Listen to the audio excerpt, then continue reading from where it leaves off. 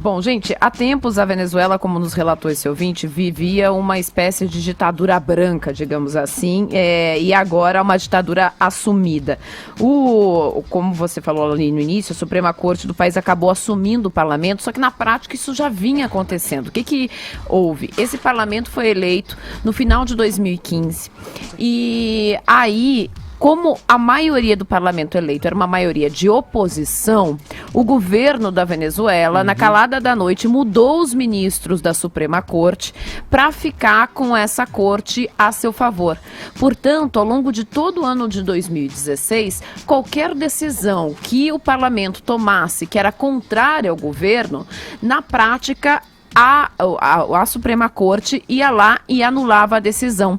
Então, a Assembleia da Venezuela já estava castrada efetivamente do poder legislativo, já não exercia mais esse poder. A grande desculpa para que ontem se assumisse esse golpe foi porque 3 deputados foram eleitos e, segundo a Suprema Corte, houve irregularidade na eleição desses deputados. A Assembleia disse, não, nós não vamos caçá-los, nós vamos mantê-los aqui. E aí foi a desculpa para o golpe, para a oficialização do golpe. O Julio Borges, que é o presidente da Assembleia e é opositor ao governo da Venezuela, convocou todos a irem para as ruas neste sábado, 1º de abril. Se isso acontecer, é algo bastante... Se as pessoas tiverem coragem de ir para a rua, a gente se preocupa porque sempre são reprimidos com muita violência os protestos por lá.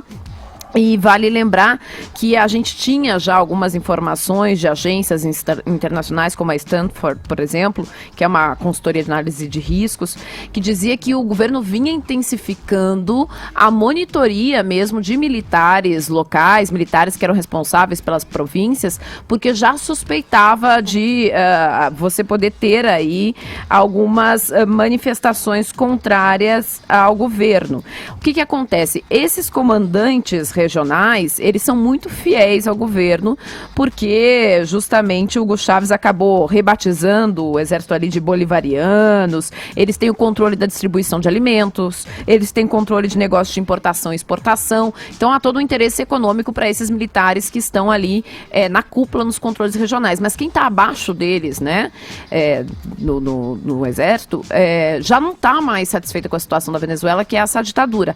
O Julio Borges convocou a população para as ruas e cobrou uma postura do exército em relação à situação atual. Então, realmente ficou muito tensa a situação por lá. Vale lembrar, e o nosso colega aí venezuelano que mora em Brusque, Santa Catarina, disse, os países precisam olhar para a gente e nos ajudar.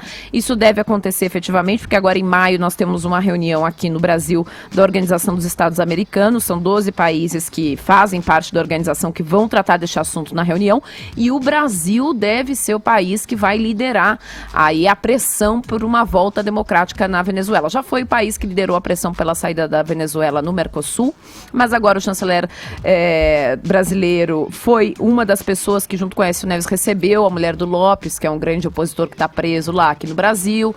Então, deve o Brasil tomar um protagonismo nesse sentido também, de fazer pressão pela retomada da democracia na Venezuela.